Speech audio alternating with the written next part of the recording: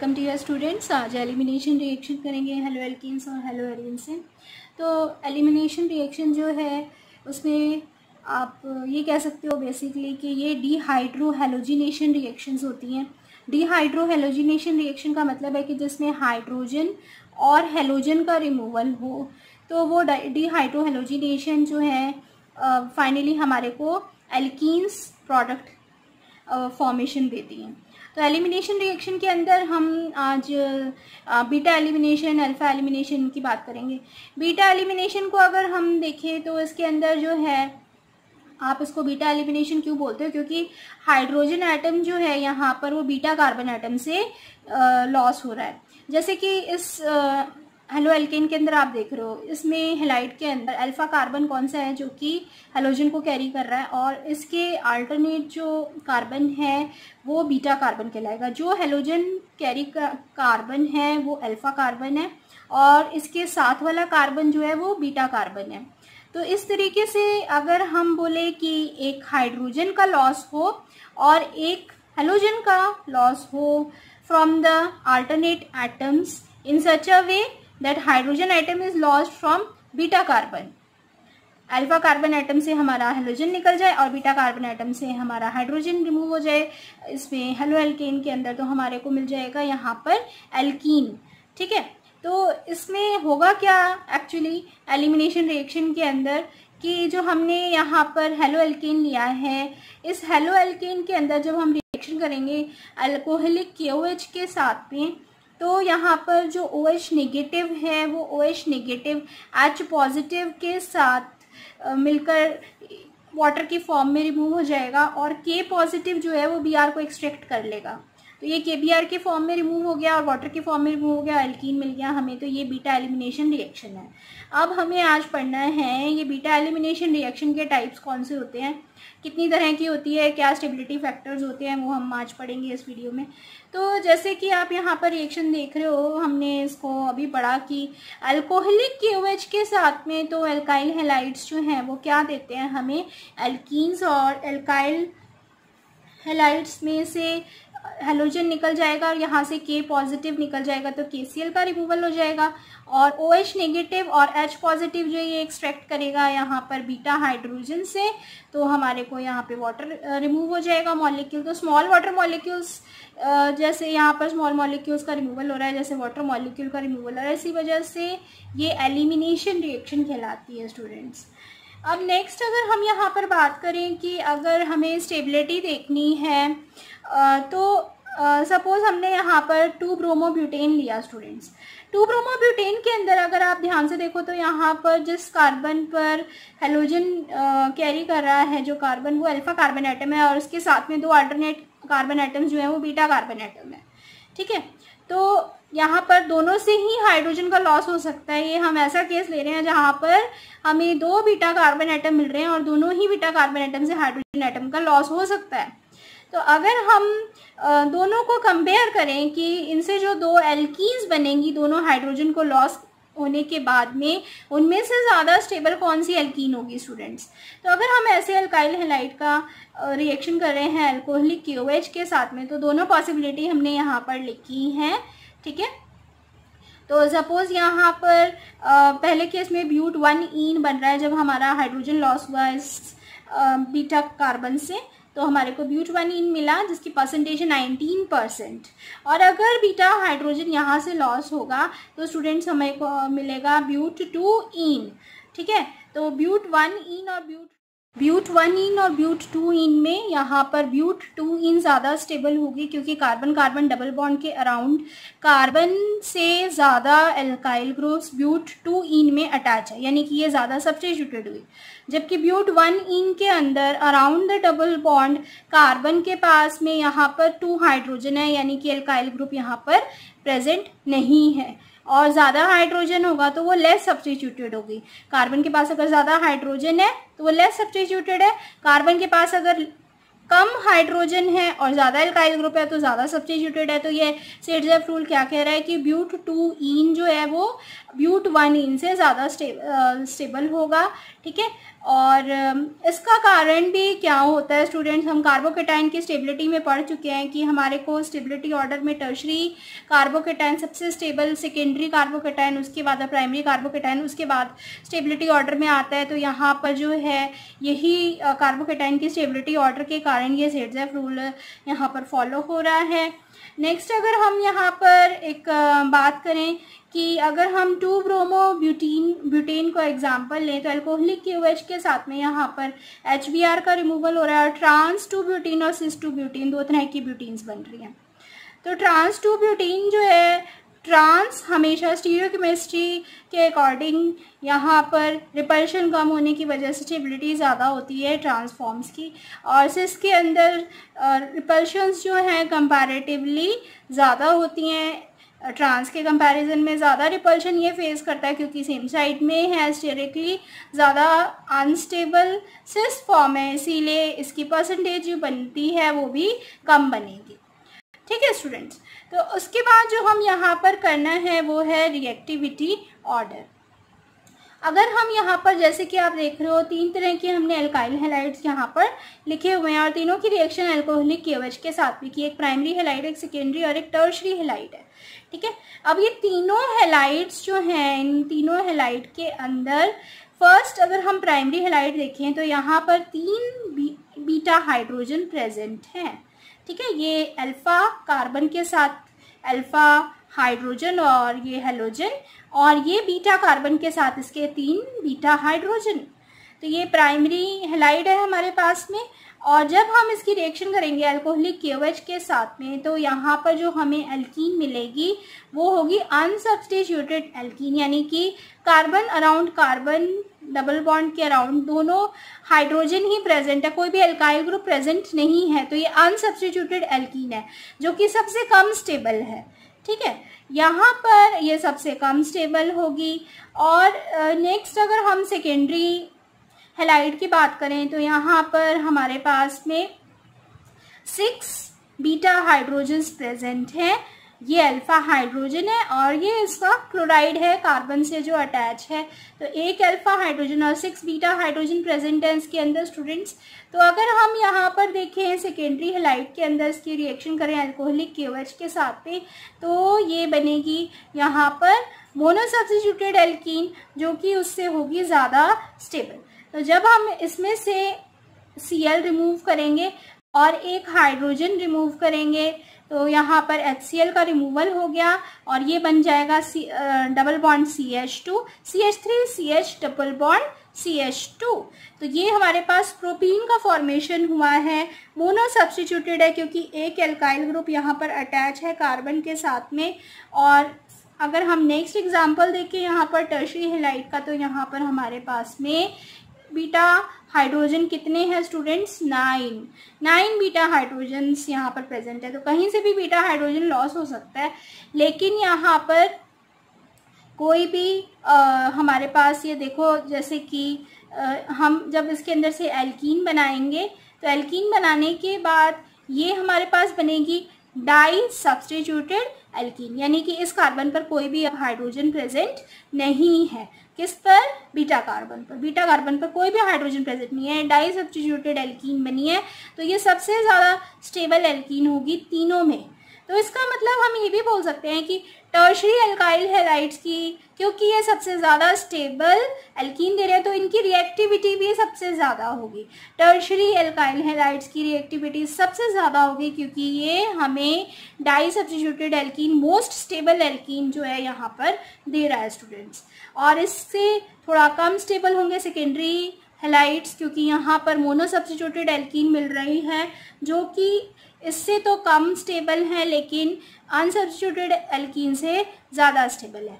ठीक है, तो इससे हमें रिएक्टिविटी ऑर्डर भी पता चल गया है। यहाँ पर रिएक्टिविटी ऑर्डर क्या होगा? टर्शरी हैलाइड्स की रिएक्टिविटी सबसे ज़्यादा होगी डिहाइड्रोहेलोजिनेशन रिएक्शंस के लिए या एलिमिनेशन रिएक्शन के लिए, और उसके बाद सेकेंडरी हैलाइड्स की होगी या फिर प्राइमरी हैलाइड्स की होगी स्टूडेंट्स। ठीक है, और अगर हम इसमें हेलोजन को भी देखें तो हेलोजन की रिएक्टिविटी कैसे वेरी करेगी स्टूडेंट? जो हमारे पास में एल्काइल हैलाइड है अगर आयोडाइड, तो आयोडाइड जो है वो सबसे पहले रिमूव होगा, उसके बाद ब्रोमाइड, उसके बाद Cl, उसके बाद फ्लोराइड। ठीक है। तो इस तरीके से जो है हम एल्काइल हैलाइड की रिएक्टिविटी और जो हम यहाँ पर प्राइमरी सेकेंडरी टर्शरी के कंपैरिजन में भी इसकी रिएक्टिविटी को कंपेयर कर सकते हैं। तो स्टूडेंट्स हम यहाँ पर देख सकते हैं कि सेडजेफ और हॉफमैन एलिमिनेशन रिएक्शन में क्या फ़र्क है। अगर हम इसी तरह से कंपेयर करें एल्काइल हैलाइड्स जिनके अंदर हैलोजन जो है हमारे पास फ्लोराइड है, ठीक है। सपोज यहाँ पर हमारे पास जो एल्काइल हैलाइड है उसमें फ्लोरीन प्रेजेंट है, फ्लोराइड है, तो यहाँ पर जो है एलिमिनेशन का ओरिएंटेशन वो स्टेबिलिटी ऑफ एल्कीन से गवर्न नहीं होगा, यानी कि कितना स्टेबल है एल्कीन वो इसको गवर्न नहीं करेगा। सेडजेफ रूल यहाँ पर नहीं लगेगा। यहाँ पर क्या चीज़ अब गवर्न करेगी इसको, एसिडिटी ऑफ बीटा हाइड्रोजन।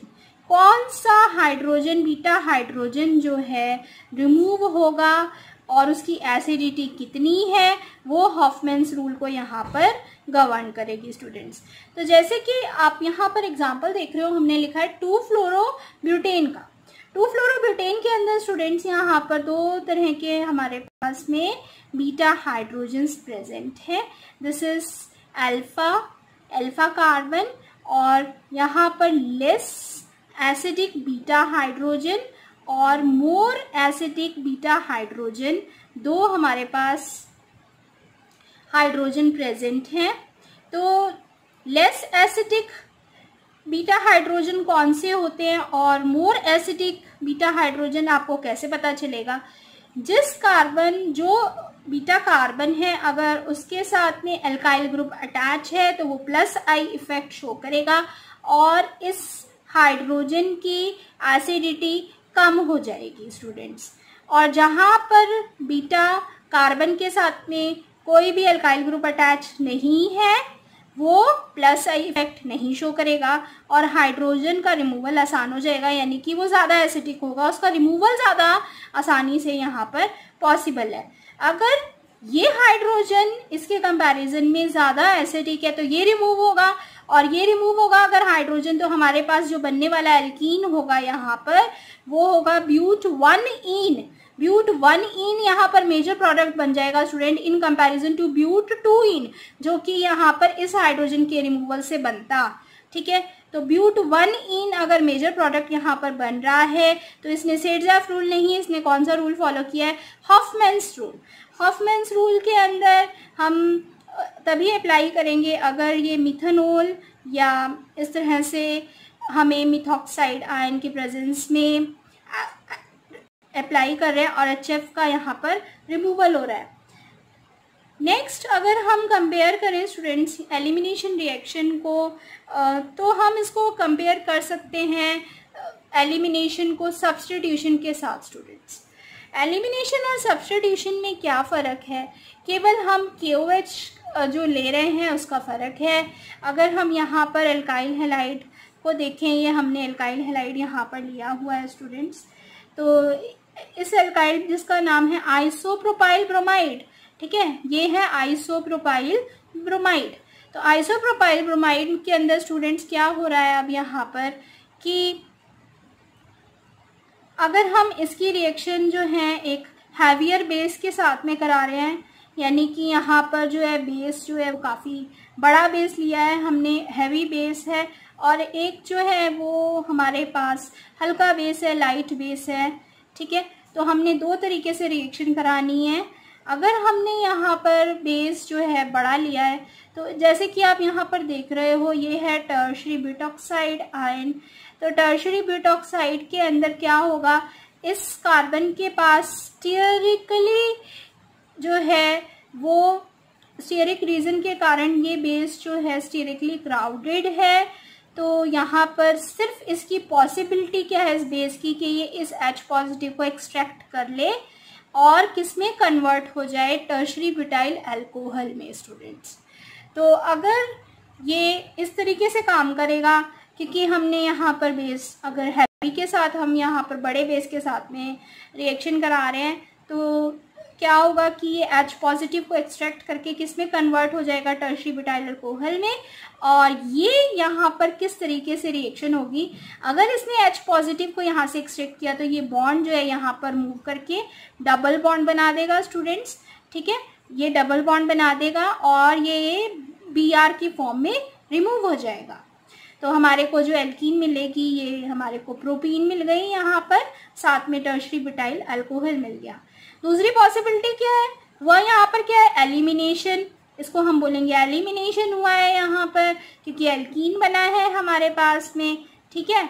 लेकिन दूसरी पॉसिबिलिटी क्या है, अगर हम यहाँ पर एक कोई छोटा बेस लें जैसे कि OH नेगेटिव आयन, तो OH नेगेटिव आयन जब यहाँ पर अटैक करेगा वो कैसे करेगा, अगर Br नेगेटिव के फॉर्म में यहाँ पर ये रिमूव हो रहा है तो कार्बन पर पॉजिटिव चार्ज आएगा, वहाँ पर जाके ये OH नेगेटिव अटैक करेगा कार्बन के पॉजिटिव चार्ज पर, और ये बन गया हमारे पास में आइसोप्रोपाइल अल्कोहल।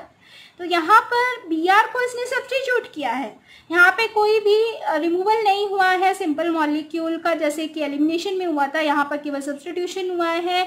Br को सब्स्टिट्यूट करके OH आ गया है तो आइसोप्रोपाइल अल्कोहल बन जाएगा और Br नेगेटिव निकल जाएगा। तो इस केस के अंदर आपको ये देखना है कि एलिमिनेशन और सब्स्टिट्यूशन को अगर हम आपस में कंपेयर करते हैं तो एलिमिनेशन होगा कि सब्स्टिट्यूशन होगा, वो हमारे को बेस पे डिपेंड करता है कि हमने बेस कैसा लिया है स्टूडेंट्स। अगर हमने बड़ा बेस लिया है तो एलिमिनेशन होगा, अगर हमने छोटा बेस लिया है अल्काइल हैलाइड के साथ में तो हमारे को यहाँ पर क्या मिलेगा, अल्कोहल मिलेगा, ठीक है। अब हम एक और जो देख सकते थे कि अल्कोहलिक KOH और एक्वस KOH के साथ में अल्कोहलिक KOH हमेशा क्या देता है स्टूडेंट्स, एल्कीन, और एक्वस KOH क्या देता है स्टूडेंट्स, अल्कोहल, जो हम पहले की क्लासेस में 11th जैसी क्लास में हम पढ़ चुके हैं इसको पहले। नेक्स्ट जो है हमें यहाँ पर स्टूडेंट्स देखना है, अगर हमने एक एल्काइल हैलाइड यहाँ पर लिया है आइसोप्रोपाइल ब्रोमाइड, तो आइसोप्रोपाइल ब्रोमाइड के अंदर हम रिएक्शन कर रहे हैं एक वीक बेस के साथ में और एक स्ट्रॉन्ग बेस के साथ में, लेकिन दोनों में प्रोडक्ट जो बनेंगे उन प्रोडक्ट में मेजर प्रोडक्ट कौन सा बनेगा, किस में एल्कीन बनेगा, ठीक है, और किस में एस्टर बनेगा। तो ये जो है आपको थोड़ा सा ध्यान रखना होगा यहाँ पर। अगर हम यहाँ पर वीक बेस के साथ में अल्काइल हैलाइड का रिएक्शन करते हैं तो हमारे को जो यहाँ पर एस्टर मिलेगा उसकी 100% मेजॉरिटी में कंसंट्रेशन मिलेगी, ठीक है, एल्कीन की परसेंटेज कम होगी। और अगर हम यहाँ पर स्ट्रॉन्ग बेस के साथ में इसकी रिएक्शन कर रहे हैं स्टूडेंट्स तो हमें स्ट्रॉन्ग बेस के साथ में यहाँ पर क्या मिलेगा, स्ट्रॉन्ग बेस के साथ में यहाँ पर हमें परसेंटेज इसकी कम मिलेगी, लेकिन एल्कीन की जो परसेंटेज है वो ज़्यादा मिलेगी। तो इसको याद रखें हमेशा कि वीक बेस और स्ट्रॉन्ग बेस में यहाँ पर किस तरह से इसको अप्लाई करना है। बड़ा बेस और छोटा बेस, बिग बेस और स्मॉल बेसेस जो हैं स्टेरिकली हमें यहाँ पर देखना होगा उसको कि वो कैसे एक्ट करेंगे किसी भी अल्काइल हैलाइड पर, वीक और स्ट्रॉन्ग बेस। स्ट्रॉन्ग बेस के केस में हमेशा एल्कीन जो है मेजॉरिटी प्रोडक्ट बनेगा और वीक बेस के केस में जो है साइड प्रोडक्ट हमारा मेजर हो जाएगा। तो इस तरीके से हमने यहाँ पर एलिमिनेशन और सब्स्टिट्यूशन रिएक्शन को स्टूडेंट्स देखा। नेक्स्ट जो है हम यहाँ पर जो बात कर रहे थे एक्वस और अल्कोहलिक KOH की, तो वो भी लिखा है हमने कि अल्कोहलिक KOH के साथ में एल्कीन मिलता है स्टूडेंट्स जो कि एलिमिनेशन रिएक्शन में बनता है, लेकिन यहाँ पर ये काम करता है हाई टेम्परेचर पर, ठीक है। और जो एक्वस KOH के साथ में हमें सब्स्टिट्यूशन प्रोडक्ट मिलता है, यानी कि Br को सब्स्टिट्यूट करके यहाँ पर जो OH का प्रोडक्ट मिलता है स्टूडेंट्स, ये जो है केवल हमें मिलेगा कम टेम्परेचर पर, ये सब्स्टिट्यूशन हो जाएगा, लेकिन हाई टेम्परेचर पर एलिमिनेशन होगा। अब इसका कारण क्या है स्टूडेंट्स, एलिमिनेशन रिएक्शन के लिए ज़्यादा टेम्परेचर क्यों चाहिए, क्योंकि एलिमिनेशन के अंदर एनर्जी ऑफ एक्टिवेशन जो है वो ज़्यादा रिक्वायर्ड होती है, और एनर्जी ऑफ एक्टिवेशन को बहुत ज़्यादा इसकी रिक्वायरमेंट को पूरा करने के लिए आपको टेम्परेचर ज़्यादा देना ही पड़ेगा, ठीक है। तो ये जो है इसका रीज़न है यहाँ पर। नेक्स्ट जो हम यहाँ पर एग्जांपल करने वाले हैं स्टूडेंट्स वो है कि अगर आपने अल्काइल हैलाइड लिया है टर्शरी अल्काइल हैलाइड और इसकी रिएक्शन करी है इथेनॉल के साथ में, ठीक है, और सोडियम इथॉक्साइड के साथ में, और एक वीकर न्यूक्लियोफाइल लिया है केवल इथेनॉल, तो उसमें आप याद रखें कि वीकर न्यूक्लियोफाइल के साथ में जो हमारे को साइड प्रोडक्ट मिलता है, यानी कि साइड प्रोडक्ट क्या ईथर है वो 80%, और स्ट्रॉन्गर न्यूक्लियोफाइल की प्रेजेंस में अगर करेंगे आप तो एल्कीन मिलेगा, यहाँ पर एल्कीन की परसेंटेज जो है वो ज़्यादा होगी। अब अगर हम यहाँ पर रिएक्शन देखें कि कैसे एल्कीन का रिमूवल हो रहा है, एल्कीन बन रहा है यहाँ पर और जो हमारा HBr है वो रिमूव हो जाएगा। वो कैसे होगा, Br नेगेटिव जो है यहाँ से रिमूव हो जाएगा, इन दोनों में से किसी भी कार्बन से हाइड्रोजन का रिमूवल होगा स्टूडेंट्स, ठीक है। तो यहाँ पर CH3 डबल बॉन्ड CH2, तो ये हमारे को एल्कीन मिल गया स्टूडेंट्स, ठीक है। एल्कीन जो है 97% एल्कीन की फॉर्म में रिमूव हो रहा है, बाकी 3% ईथर है, जबकि वीकर न्यूक्लियोफाइल के साथ में हमारा जो साइड प्रोडक्ट था ईथर वो 80% बन गया है अब, ठीक है। और एल्कीन का परसेंटेज है 20%। अब हमें यहाँ पर कुछ टाइप्स पढ़नी है स्टूडेंट बीटा एलिमिनेशन की। बीटा एलिमिनेशन की 3 तरह की टाइप्स होती हैं student, E1, E2 and E1CB। तो हम सबसे पहले पढ़ेंगे E2 एलिमिनेशन। अब इसमें याद रखें आप कि E2 और E1 जो है वो SN2 और SN1 मैकेनिज्म की तरह ही काम करते हैं। हमने ऑलरेडी SN2 और SN1 रिएक्शन पर जो है वो वीडियोस बनाए हुए हैं, डिस्क्रिप्शन बॉक्स में आपको देखने पे मिल जाएंगी दोनों वीडियोस। तो E2 और E1 के अंदर E2 का फुल फॉर्म है एलिमिनेशन बाई मॉलिक्यूलर रिएक्शन। इसका मतलब जैसे कि SN2 रिएक्शन के अंदर 2 रिएक्टेंट्स की कंसंट्रेशन पर रेट ऑफ रिएक्शन डिपेंड करती है, तो यहाँ पर भी 2 कंसंट्रेशन पर रिएक्टेंट्स की यहाँ पर रेट ऑफ रिएक्शन डिपेंड करेगी, ठीक है। तो अगर मान लो कि हमने यहाँ पर एग्जाम्पल लिया है ब्यूट-2 आइन, ठीक है। ब्यूट-2 आइन जो है वो कैसे बनेगा, ब्यूट-2 आइन 2 अलग अलग एल्काइल हैलाइड से हमने ब्यूट-2 आइन बनाया है एलिमिनेशन रिएक्शन से। एक स्लो बनेगा, एक फास्ट बनेगा, एक ट्रांस से बन रहा है स्टूडेंट्स, एक सिस फॉर्म से बन रहा है। तो इसका मतलब है जो ट्रांस वाला है, अगर ट्रांस वाला एल्काइल, यहाँ पर ट्रांस वाला एल्कीन हमें एल्काइन जो दे रहा है वो फास्ट रिएक्शन दे रहा है, तो ट्रांस की स्टेबिलिटी ज़्यादा है, ठीक है। तो अगर हम यहाँ पर देखें एग्जांपल ट्रांस 2 ब्रोमो 2 ब्यूटीन के अंदर, तो जिस कार्बन से यहाँ पर हेलोजन अटैच है वो तो हमारा हो गया अल्फा कार्बन, और इसके साथ में दूसरा कार्बन जो अटैच है वो हो गया यहाँ पर बीटा कार्बन। बीटा कार्बन के साथ में एल्काइल ग्रुप अटैच है और हाइड्रोजन अटैच है स्टूडेंट्स। तो क्या होगा यहाँ पर कि अगर OH नेगेटिव H पॉजिटिव को ले जाता है तो यहाँ से जो बॉन्ड है वो यहाँ पर आके ट्रिपल बॉन्ड बना देगा स्टूडेंट्स, और Br नेगेटिव जो है वो यहाँ से निकल जाएगा। तो वाटर का रिमूवल हुआ यहाँ पर, ये OH नेगेटिव और H पॉजिटिव, इसमें वाटर का रिमूवल हो गया, और साथ में यहाँ पर Br नेगेटिव का रिमूवल हो गया, और यहाँ पे कार्बन कार्बन के बीच में बन गया ट्रिपल बॉन्ड।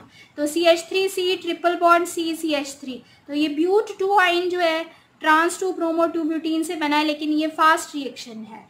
अगर हम इसको देखें सिस 2 ब्रोमो 2 ब्यूटीन के साथ में, तो यहाँ पर जो इसी तरह से रिमूवल होगा स्टूडेंट्स वो होगा स्लो, ठीक है। तो E2 के अंदर आपको याद रखना है कि ट्रांस फॉर्म्स जो है हमेशा ज़्यादा स्टेबल हैं, इसी वजह से फास्ट जो है प्रोडक्शन मिल रहा है एल्काइंस का।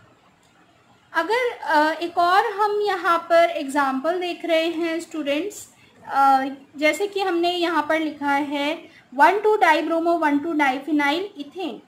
अब इस एग्जाम्पल के अंदर स्टूडेंट्स 1,2 पर क्या प्रेजेंट है स्टूडेंट्स, 1,2 डाइफिनाइल डाइब्रोमो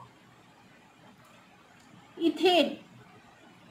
तो इसके अंदर इथेन में क्या देख रहे हो आपकी जो हमारे फिनाइल ग्रुप्स अटैच है वो दोनों सेम डायरेक्शन के अंदर प्रेजेंट हैं, 3 डायमेंशनल ज्योमेट्री में सेम डायरेक्शन में प्रेजेंट है। तो जब इसके अंदर एलिमिनेशन होगा HBr का, तो यहाँ पर E2 एलिमिनेशन से हमेशा सिस फॉर्म मिलेगी स्टूडेंट्स।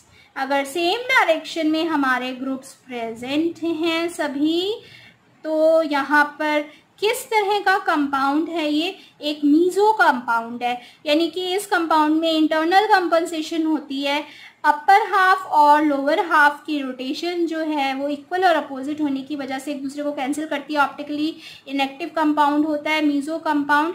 इसके ऊपर भी हम ऑलरेडी वीडियो बना चुके हैं स्टूडेंट्स, तो आप देख सकते हो स्टीरियोकेमिस्ट्री के अंदर जाके, लिंक में आपको यहाँ पर डिस्क्रिप्शन बॉक्स में मिल जाएगा। तो मीजो यहाँ पर हमने जो 1,2-डाइब्रोमो 1,2-डाइफिनाइल इथेन लिया है, इसके अंदर सेम डायरेक्शन में होने की वजह से फिनाइल ग्रुप, ब्रोमाइन ग्रुप और हाइड्रोजन, तो जो एलिमिनेशन होगा वो होगा trans elimination of HBr। Trans elimination का मतलब है कि HBr का इस तरीके से रिमूवल हो रहा है, H यहाँ से गया है और Br यहाँ से गया है, तो हमारे को जो कंपाउंड मिला वो ये बन गया है। तो यहाँ पर जैसे कि आप देख रहे हो इस कंपाउंड के अंदर क्या मिला हमें, cis 1 ब्रोमो 1,2-डाइफिनाइल इथीन। इसका मतलब कि जो हमारे हैवियर ग्रुप्स थे वो दोनों हैवियर ग्रुप्स जो है सेम साइड में प्रेजेंट होंगे सिस फॉर्म में, ठीक है। तो यहाँ पर जो है सेम साइड में प्रेजेंट होंगे, और ट्रांस के अंदर क्या होता है स्टूडेंट्स, अपोजिट साइड में प्रेजेंट होते हैं, ये अपोजिट साइड में प्रेजेंट है, और यहाँ पर जो है सेम साइड के अंदर सिस फॉर्म में प्रेजेंट है हैवी ग्रुप्स। तो यहाँ पर जैसे कि सिस फॉर्म में आप देख रहे हो कि हैवी ग्रुप्स अगर हमारे सेम साइड में कार्बन कार्बन डबल बॉन्ड के अराउंड सेम साइड में प्रेजेंट होंगे तो ये बनेगा हमारे पास में सिस फॉर्म। तो इस कार्बन पर दोनों में से हैवी ग्रुप फिनाइल ग्रुप है और इस कार्बन पर भी फिनाइल ग्रुप है, तो दोनों जो है सेम साइड में है, तो ये सिस फॉर्म बन गया है इसका, ठीक है। तो इसी तरीके से अगर हम यहाँ पर इसका नेक्स्ट एग्जांपल देखें स्टूडेंट्स, तो इस एग्जांपल के अंदर यहाँ पर हमने रेसमिक मिक्सचर लिया है, प्लस माइनस फॉर्म्स लिए हैं रेसमिक मिक्सचर की। तो इसके अंदर अगर हम देखें कि कार्बन कार्बन पर जो फिनाइल ग्रुप प्रेजेंट है वो अलग अलग डायरेक्शन में प्रेजेंट है स्टूडेंट्स। तो ये जो है हमारे पास यहाँ पर रेसमिक मिक्सचर है जिसमें प्लस और माइनस फॉर्म्स जो हैं वो एक ही कंपाउंड के अंदर यहाँ पे प्रेजेंट है, यानी कि ये रेसमिक मिक्सचर है। एक अपर हाफ जो है वो अलग डायरेक्शन में रोटेट कर रहा है प्लेन पोलराइज लाइट को, और लोअर हाफ जो है वो प्लेन पोलराइज लाइट को अलग डायरेक्शन में रोटेट कर रहा है। तो रेसमिक मिक्सचर बन गया ये 1,2-डाइब्रोमो 1,2-डाइफिनाइल इथेन। तो ऐसे मॉलिक्यूल में जिसके अंदर हैवी ग्रुप्स जो हैं अलग अलग डायरेक्शन में प्रेजेंट हों रेसमिक मिक्सचर में, जब इसमें से हमारे को एलिमिनेशन करना होगा तो कैसे एलिमिनेशन होगा स्टूडेंट्स, यहाँ पर भी ट्रांस एलिमिनेशन होगा, यानी कि C6H5, ठीक है, ये और Br ये दोनों किस में हैं, ट्रांस पोजीशन में है, और H और Br किस पोजीशन में है, यहाँ पर ट्रांस पोजीशन में है, ठीक है। तो HBr इस तरीके से रिमूव होंगे और हमारे को HBr इस तरीके से रिमूव होते हैं, तो ये जो है हमारे को प्रोडक्ट मिल गया। यहाँ पर क्या है कि जो हैवी ग्रुप्स है यानी कि कार्बन कार्बन के अराउंड जो हैवी ग्रुप्स है, इस कार्बन पर हैवियर दोनों में से 6H5 है और इस कार्बन पर दोनों में से C6H5 है, तो ये हैवी ग्रुप्स दोनों अपोजिट साइड में, तो ये ट्रांसफॉर्म हुई। तो इस तरीके का रेसमिक मिक्सचर अगर हमारे पास है प्रेजेंट है यहाँ पर, तो रेसमिक मिक्सचर जो है हमारे को किस तरह की यहाँ पर एलिमिनेशन से प्रोडक्ट देगा जो कि ट्रांसफॉर्म होगी, वो उसकी स्टेबिलिटी जो है यहाँ पर ज़्यादा होगी, ठीक है। समझ में आ गया स्टूडेंट्स। तो इस तरह से हम बहुत सारी चीज़ों को आपस में यहाँ पर कंपेयर कर सकते हैं स्टूडेंट्स। तो नेक्स्ट जो है अगर हम बात करें यहाँ पर नेक्स्ट एलिमिनेशन के टाइप की, तो वो है इवन एलिमिनेशन या elimination unimolecular reaction. Unimolecular elimination reaction के अंदर आप याद रखें कि सेकेंडरी और टर्शियरी एल्काइल हैलाइड्स जो है वो एलिमिनेशन रिएक्शन ये शो करते हैं जब किसी आयनाइजिंग सॉल्वेंट की प्रेजेंस में हम इसको हीट करते हैं। जैसे कि टर्शियरी ब्यूटाइल ब्रोमाइड है, यहाँ पर जब हमने इसको अल्कोहल की प्रेजेंस में हीट किया तो यहाँ पर क्या हो जा रहा है, हाइड्रोजन का और ब्रोमाइड का रिमूवल होगा, लेकिन ये तो तीनों ही कार्बन हमारे पास बीटा कार्बन है, ठीक है। तो इसमें से ये हमारे पास 9 बीटा हाइड्रोजन हो गए और एक Br, तो कोई भी हाइड्रोजन रिमूव हो सकता है यहाँ पर, और हमें मिलेगा क्या, टर्शरी कार्बोकेटाइन के थ्रू यहाँ पर हमें एल्कीन मिलेगा स्टूडेंट्स। तो टर्शरी कार्बोकेटाइन यानी कार्बोकेटाइन मैकेनिज्म से यहाँ पर रिएक्शन हो रही है, और इसके अंदर आप ये चीज़ याद रखोगे कि यहाँ पर ये SN1 मैकेनिज़्म के जैसे काम करेगा। और इसके अंदर हम ये भी कह सकते हैं कि ये एक एल्काइल हैलाइड की कंसंट्रेशन पर ही, केवल इसकी कंसंट्रेशन पर डिपेंड कर रही है इसकी रेट, ठीक है। तो रिएक्टिविटी जो है वो फर्स्ट ऑर्डर काइनेटिक्स यहाँ पर फॉलो करती है। और रिएक्टिविटी का ऑर्डर क्या होता है students? Tertiary halide, then secondary, then primary halide. तो अब हम बात करेंगे जो थर्ड मैकेनिज़्म यहाँ पर काम कर रहा है, E1CB। ये बिल्कुल फ्रेश है आपके लिए टॉपिक यहाँ पर। तो एलिमिनेशन, इसका फुल फॉर्म देखें, एलिमिनेशन यूनिमॉलिक्यूलर कंजुगेट बेस और कार्बेनाइन मैकेनिज़्म। तो ये थर्ड एलिमिनेशन का टाइप है यहाँ पर बीटा एलिमिनेशन में स्टूडेंट्स, ठीक है। बीटा एलिमिनेशन का ये थर्ड टाइप है, एलिमिनेशन यूनिमॉलिक्यूलर कंजुगेट बेस और कार्बेनाइन मैकेनिज़्म। तो ये जो है कैसे काम करता है कि अगर बीटा हाइड्रोजन बहुत ज़्यादा स्ट्रांगली एसिडिक है, तो हैलाइड आयन अगर हमारे पास वो पुअर लीविंग ग्रुप है, यानी कि बहुत जल्दी जो है उसको हम बाहर निकाल सकते हैं, तो यहाँ पर E1CB मैकेनिज़्म काम करेगा।